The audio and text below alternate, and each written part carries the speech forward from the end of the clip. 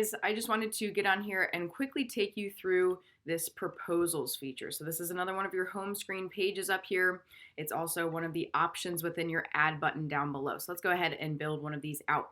Now the purpose of this is, let's say you have a customer come in and they say, hey, I'm interested in getting a ceramic coating done, but I'm not sure which one I want to move forward with. This allows you to send out multiple offerings, as you can see here, so then the customer can choose the one that they want to move forward with. This is yet another path into creating a job, but now sort of narrowing down the choices from maybe what you would offer over in the virtual shop, which would be everything. This is narrowing it down to just a few to allow the customer to select which one they would like to move forward with. So let's go ahead and start with selecting a customer. I'll just go ahead and do Robert Baratheon for here. And then we're going to build out our first offer. So you can see this button here says select customer vehicle. So this is very similar to building out a job as we've seen. So I'm going to go ahead and select his vehicle here. And let's say maybe in this first one, I'm going to offer up our level 1 package for this. So I'm going to save that. And maybe I'll call this, you can see the example text in here is good, better, best. You could use that kind of language to map out these different offerings. Maybe I'll just really spell this out and say level 1. And I could come down here and add another offer manually, which I would have to structure that all out again. But if you're going to be doing it for the same vehicle, I recommend just using this duplicate button. What that does is it just builds out that same exact offer again, but now this is offer number 2. And then I can just make little tweaks to this. Maybe I'm just going to add additional services onto this, or maybe I'll remove this one so then I can offer my level 2 in this one. So I'll go ahead and add my level 2 in here. And I'll go ahead and call this level 2. And then again, I'm going to duplicate. And now I'm going to do that same thing, but maybe now I'm going to offer my level 3. So now I'm going to go ahead and add this package here. All right, and I'll call this level 3. Now, a couple other things in here. You can keep adding offers. There's not a limit to the number of offers here. I'm just going to go ahead and move forward with 3 to demonstrate this. Now, moving back up to the top, just like usual, we do have a title field. If you leave this blank, it'll just pull in the names of these offers and separate them out by comma. So it's going to call this level 1, comma, level 2, comma, level 3. That will be the name of this proposal. That is not customer facing. The message, however, as per usual, this is customer facing. So if you do have something to say to the customer to go along with this, feel free to throw it in the message section. I'm going to just go ahead and leave that blank so I can send this out right away. Now, when you do go to save this, you have a couple options. You can either just save it as a draft if you want to just kind of house it in here. Maybe you're not quite ready to send that out to the customer yet, or you can send it right out to the customer. So I'm going to go ahead and send it. This is going to take me into this little deployment screen. I can send it as either a text or an email. I'll go ahead and send it as an email. You can see I have my email plugged in for this, so then I can show you guys what this looks like. So now you can see in the background here, this has created a pending proposal back here. That means I've sent this out to the customer. You can see the number of offers that are listed in here, but the customer hasn't received this yet. So let me go ahead and jump over to my email. All right, now this will take us into this email. This is what the customer would be seeing.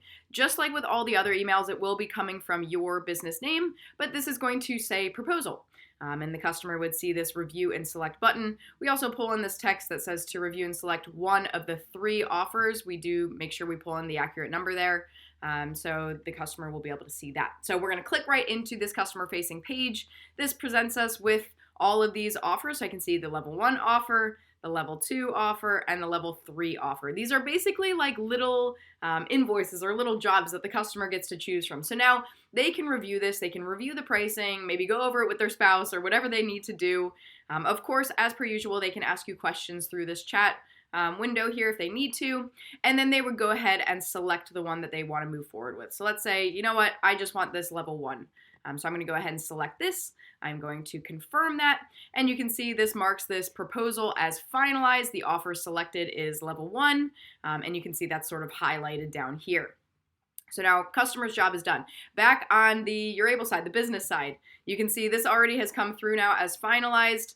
This also comes through as a notification, so you'll get that in your little notifications bar over here and also in your push notifications. And then you can click into this and you can see, okay, this Customer here selected offer number 1, the level 1. I can see that down here. And now what I can do as the business is I can say convert to job, because this right now is just purely a proposal. It hasn't been created as a job yet. And I can click this convert to job button. This will open up sort of a new job form, but with this stuff already filled out, I could choose to schedule it right in here, but I'm just going to go ahead and save this, and that will of course create a quote over in my jobs page and over in my calendar. So then, from here, if I want to get that scheduled, here's that job right here that this customer selected, and I can go ahead and just pull that into my schedule. Now, one quick note, we do get questions on this. Let's say that you have standard offerings. You can see I actually have this right here. You have standard offerings that you always send out to your customers. And maybe you have a couple different types, like maybe one for ceramic coating, one for tinting, one for, interior details, whatever it's going to be. And you can just save those as drafts that you can then come in here and duplicate, because you can duplicate any of your drafts. Like if I click into this, and I come up here, I can duplicate this. I can even duplicate, any of these finalized proposals. So then if I want to use this again, but maybe just change out who the customer is, and obviously what the vehicle is, then I could do that very easily. So you could also consider using it more as like a template versus structuring them out every single time. When you're building out these offers, you can see that the tax here is listed in my account. You maybe have noticed that on your account, it's not listed. The only reason my tax is listed is because I have my automatically calculate tax turned off. But I don't recommend doing that. You should have your automatically calculate tax turned on. The reason why it wouldn't be able to calculate tax if that is the case is because in creating proposals, you're not structuring out if it's an in-field or an in-shop job. That's not part of structuring out proposals. So it can't calculate that tax until it knows where that job is going to be performed, which isn't done until this is turned into an actual job.